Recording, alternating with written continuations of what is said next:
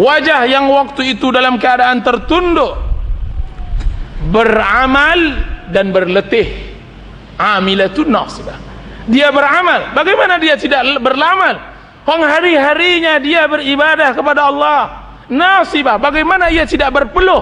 Hari ini dia harus memaksa dirinya untuk duduk. Akan tetapi apa gunanya duduk, apa gunanya ibadah jika seandainya tidak sesuai dengan sunnah Rasulullah SAW? Allah katakan, tasla naran hamiyah, kami bakar ia dengan api yang panas. Itulah orang yang merugi, pelaku-pelaku maksiat, preman-preman di pasar. Jika seandainya mereka rugi di akhirat, mungkin mereka mendapat keuntungan sebagian di dunia. Orang pezina, ketika ia berzina, dia menikmati sekalipun dia diazab di akhirat. Akan tetapi orang yang berbuat ibadah tidak sesuai dengan sunnah Rasulullah, rugi dunia dan rugi akhirat. Apa kata Allah Subhanahu wa taala dalam surat Al-Kahfi, kul hal nunabbi'ukum bil akhsarina a'mala. Katakanlah hai Muhammad, apakah mau aku kabarkan kepada kalian orang yang paling merugi, lebih merugi daripada pezina, lebih merugi dari perampok, lebih merugi daripada koruptor?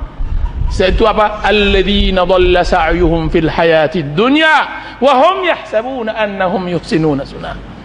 Orang yang telah sesat di dalam beramal dan mereka menyangka mereka di atas kebenaran. Dan itulah yang ditafsirkan oleh seluruh ulama, mereka adalah orang yang berbuat bid'ah.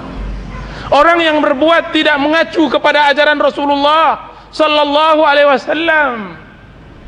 Tidak mengacu tentang waktunya, tidak mengacu tentang tempatnya, tidak mengacu tentang jumlahnya, tidak mengacu tentang caranya dan semacamnya.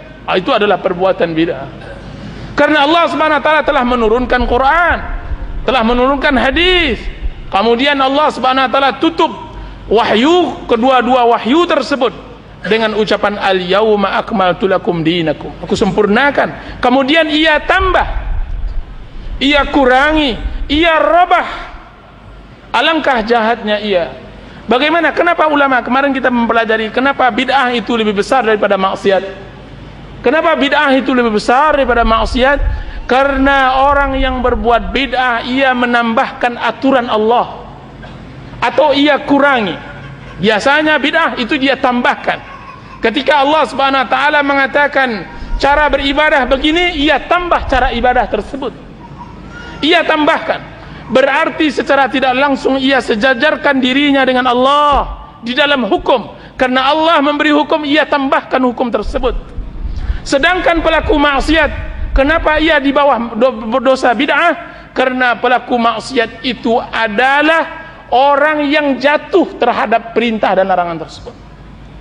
Sesungguhnya orang yang merubah peraturan yang telah dibuat oleh sang raja jauh kurang ajarnya daripada seorang rakyat yang jatuh terhadap kesalahan tersebut.